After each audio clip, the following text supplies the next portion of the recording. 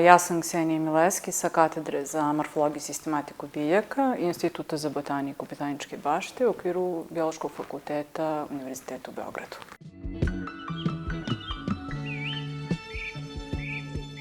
Recimo da je primarno interesovanje, reći ću najpre za prirodu i opšte živi svet oko nas. Imala sam još kao mala, zapravo, ajde da kažem, osjećaj koji sam imala dok sam boravila u prirodi, tog osjećaja sam bila svesna još kao mala, zaista. S tim da vremenom kako sam razvijala svest o živom svetu, naravno, i kako sam krenula u školu, krenula da se razvije i da se povećava to interesovanje, znatiželja, radoznalost, da zapravo shvatim više šta je to priroda, kako funkcioniše svet, kako uopšte je nastao i kako se održava živi svet, odnosno život, tačnije, pošto je biologija naravno nauka o životu. Tako da već sam negde u osnovnoj školi shvatila da me prvenstveno zanimaju prirodne nauke, odnosno znači ta oblast. Te sam upisala medicinsku školu na Zvezdari, farmaceutski smer. Tamo sam došla u kontakt sa mnogo predmeta, naravno, interesantnih, između ostalog i sa biologijom. Međutim, jedan predmet je meni posebno skrenuo pažnju, a to je predmet farmakognozija. To je zapravo nauka o prirodnim lekovima, gde je većina tih prirodnih lekova zapravo napravljena od biljaka.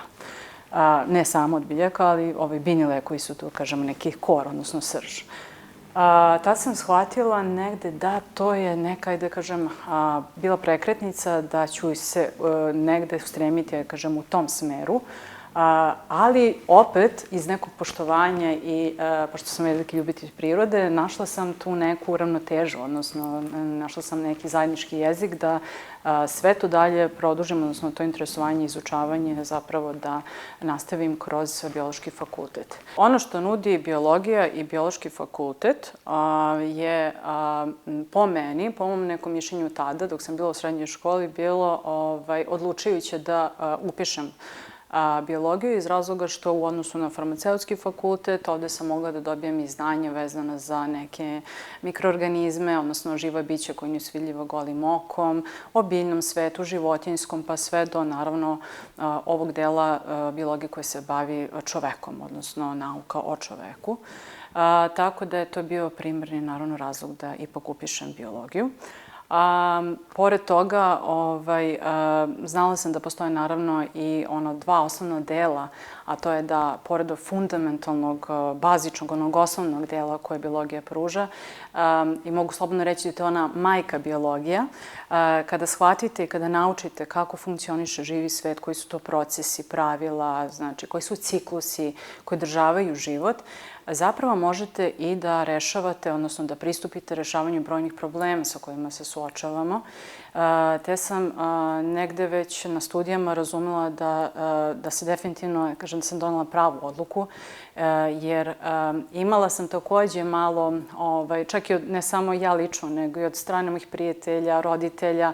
niz pitanja da li sam donela pravu odluku, zato što je uvek bilo uvreženo, kažem, to mišljenje, mogu čak reći predrasuda, da ne postoji neki baš širok dijapazon zaposlenja nakon što završite biološki fakultet, nego se to nekako sve svodilo da ćete biti u prosveti. Najčešće se za prosvetu vezuje ili moram da citiram da ste vi neki travar, u ovom slučaju umesto botaničar, kako vas već imenuju i tako dalje. Tako da sam imala, naravno, iz te strane, ne samo kad sam upisivala, nego i za vreme studija, da li sam donela dobru odluku. U 9. semestru sam se opredelila za modul eksperimentalna i primenjena botanika, što je jako srodno farmakognoziji koju sam malo pre spominjala, jer upravo sam od uvek znala da me jako zanima primena naučnih rezultata. Naravno, tek onda kad sam razumela kako sve to funkcioniše, kad sam shvatila, naučila, naravno kroz različite predmete i niz prosto tih godina studiranja, jer jednostavno dok se ne shvati kako sve to funkcioniše, ne možete ni da znate kako da pristupite iskorišćavanju, odnosno primeni, možda, kažem, bolje primeni tih naučnih rezultata koje dobijete. I moj glavni cilj bio je da nekako ono što smo radili, što smo dobili nakon niza godina laboratorijskog rada, konkretno kasnije na doktorskim studijama, da probamo da povežemo sa nekim proizvodom što sam naravno kasnije sa svojim timom i uradila i da nađemo neku konkretnu aplikaciju tih rezultata.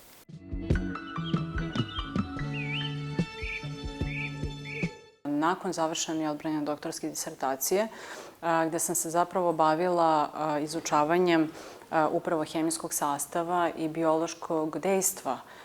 metabolita, ekstrakata, eterskih ulja koji se izoluju iz biljaka. Konkretno u mom slučaju to su bile biljke iz familije Apiaceae na latinskom, odnosno u narodu poznate kao biljke iz familije perašuna ili celera, koje su dosta primenjivane ovako u, naravno, ishrani i vode se kao aromatične, naravno, i lekovite biljke. Mi smo dobili, naravno, jako veliku količinu naučnih rezultata i negde naš cilj je nakon toga, nakon odbrane doktorske disertacije, kažem naš, zato što mislim naravno i na svoj tim, kasnije bio je da probamo da te naučne rezultate upakujemo u jednu jako lepu ideju, odnosno jedan predlog projekta, što se i desilo 2019. godine i naravno rezultiralo na našu veliku sreću pozitivnim odgovorom od strane Fonda za inovacijnu delatnost gde smo mi aplicirali i dobili finansiranje. Kako smo dobili finansiranje za realizaciju projekta pri Fondu za inovacijnu delatnost, tim koji je u sklopu, tim su učinili, profesor Kana Džajmić, kolega Lazar Žarković, asistent sa naše katedre i nosioc, naravno, samog projekta Biološki fakultet. Biološki fakultet kao institucija i nas troje kao tim istraživača, odnosno profesor istraživača, imali smo godinu dana da zapravo da potvrdimo neke hipoteze koje smo postavili vezano za prototip proizvoda koji smo sami napravili u laboratoriju, u laboratorijskim uslovima. A sam projekat se inače nazivao prirodni sirup kao aromatičan i funkcionalni preliv.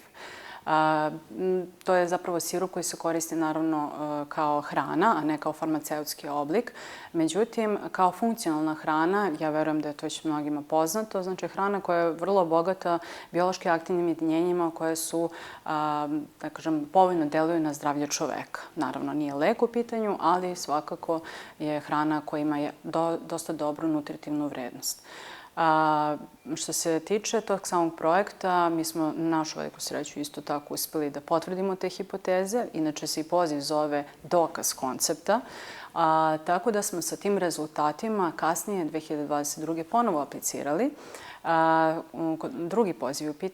pitanju je transfer tehnologije, ponovo kod Fonda za inovacijnu delatnost i naš osnovni zadatak bio je da za godinu dana probamo da komercijalizujemo te rezultate, odnosno da sada prototip sirupa koji je napravljen u laboratorijskim uslovima probamo da iznesemo, odnosno da izvedemo i približimo industriji, tačnije da, što bi se reklo to na engleskom, scale-upujemo, odnosno da povećamo proizvodnju,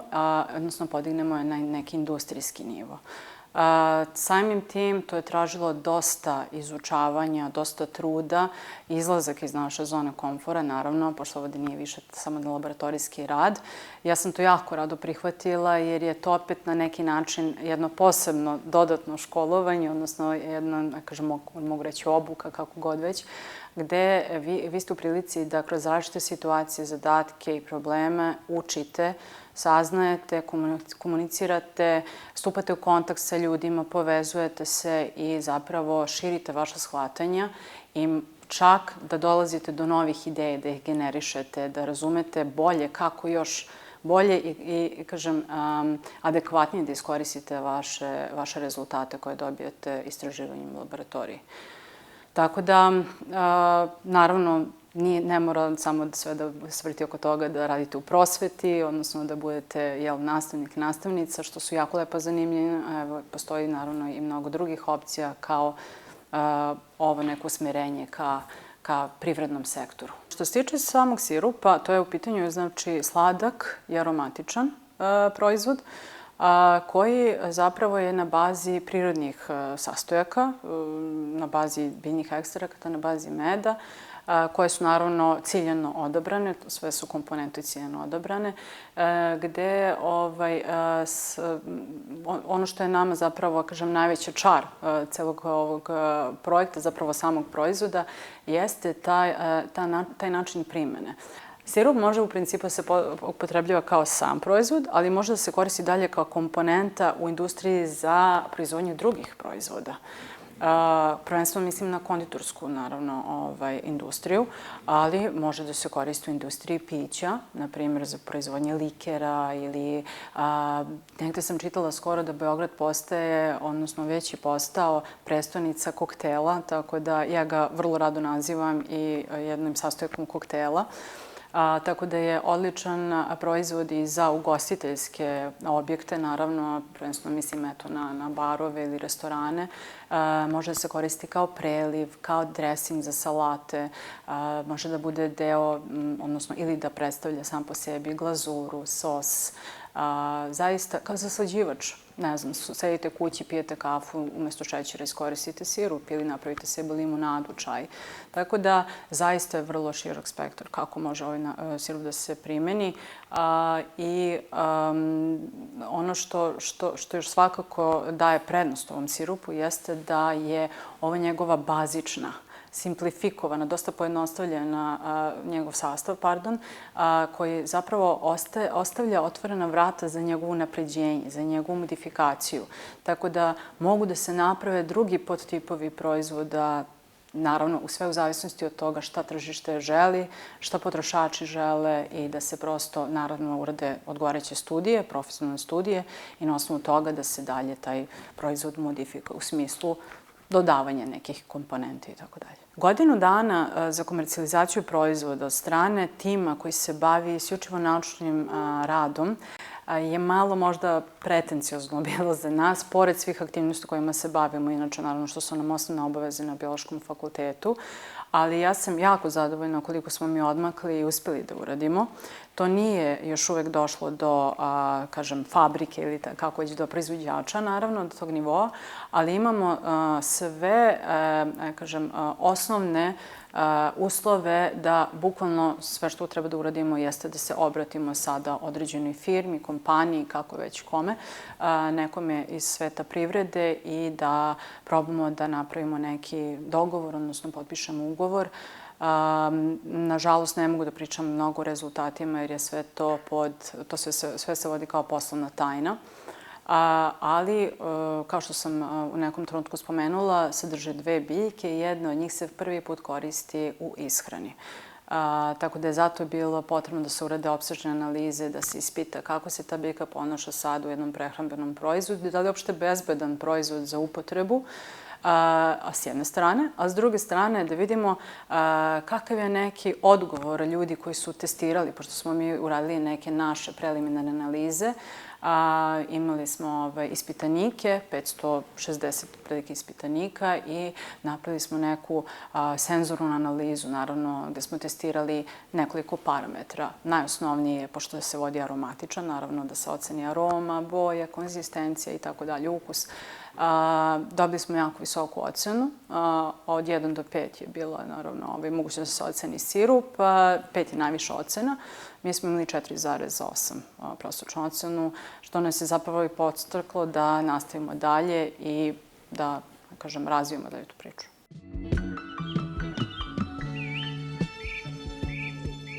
Planu, u principu, nekoliko kolega sa naše katedre, bar trenutno, uključujući mene, jeste da apliciramo sa novim predlogom projekta na pozivu koji se zove Dijaspora, što je još jednom pokazatelj da se, tako da kažem, potencira i da se podržava, pre svega upravo kroz ovakve pozive,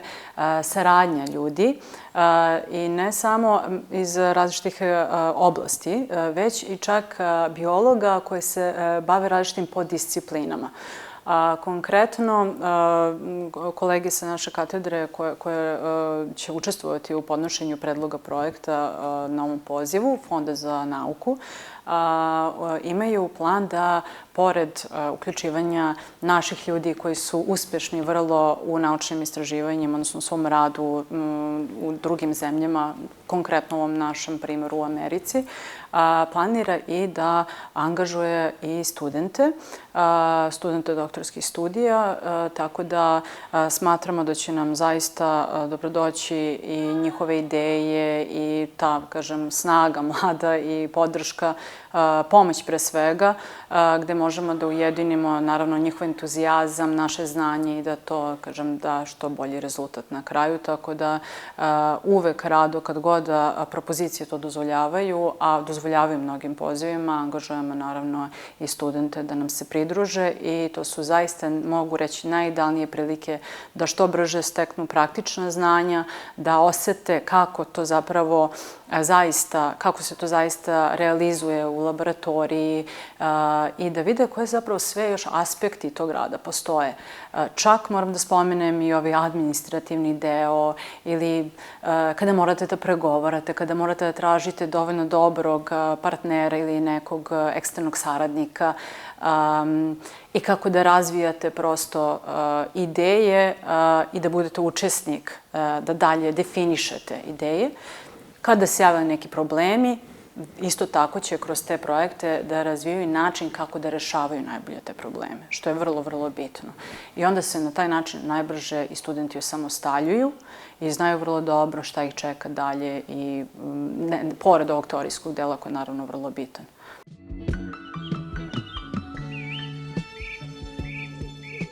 Kako se vremena menjaju, tako se menjalo prosto i funkcionisanje fakulteta, nauka se menja, izazovi se menjaju i sve više i više, definitivno i kroz studije i tek danas, došli smo do situacije da je biolog, po mom nekom mišljenju, zaista nezamenljiv u brojnim sferama i u brojnim disciplinama. Pogotovo što se zaista danas, kažem, o krucijalnog značaja taj multidisciplinarni pristup rešavanju brojnih problema, odnosno izučavanju, naravno, živog sveta, ne samo živog sveta, nego i različitih situacija sa kojima se srećemo danas, gde se zahteva saradnja, intenzivna saradnja i umrežavanje sa ekspertima iz drugih oblasti i gde, naravno, najbolji napredak i najbolje rezultate donosi upravo ta neka koalicija, tako da nazovem, gde su biolozi zaista neizostavni, odnosno mogu reći čak i obavezni u mnogim tim saradnjama.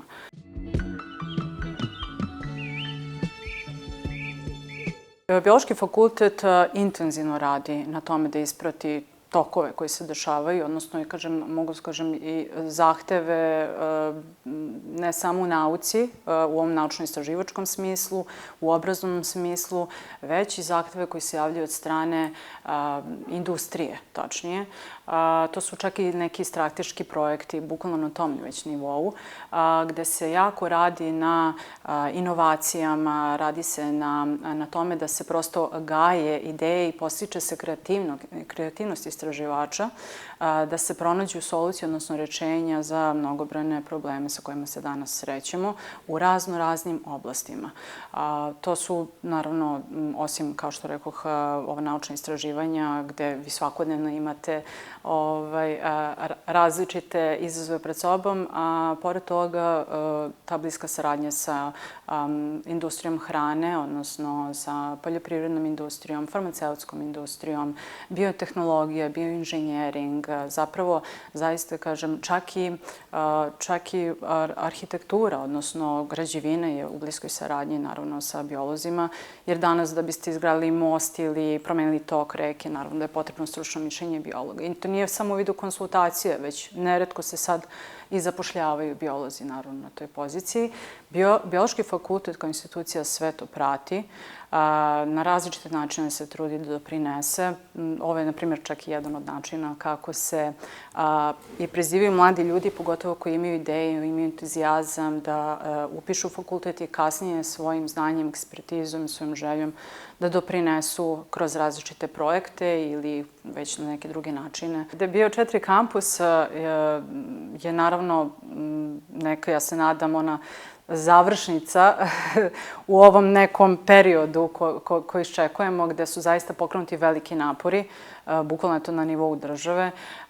Ja se lično kao istraživač jako radujem otvaranju biokampusa i po meni je čitava ta ideja, zamisao, što će naravno trenutno na nivou, da kažem, ideja, odnosno realizuje se naravno, ali mislim da će doprineti zaista velikom odskoku i velikom poboljšanju statusa našeg, uslova, naravno prvenstveno uslova rada, statusa i mislim da će to biti ogroman podstreh za mlade ljude da se pridruže našem timu, našem fakultetu i uopšte prirodnim naukama generalno i da shvate da je zapravo ovaj poziv divan i da je, naravno, nije samo biti lekar je humano, ali i biti biolog je humano u svakom smislu te reči, zato što se dotičete se svega, očuvanja prirode, prirodnih resursa, s jedne strane biodiverziteta, ali s druge strane vaš zadatak je isto kako to na najbolji mogući način i najmanje štetan način da iskoristite ono što vam priroda daje.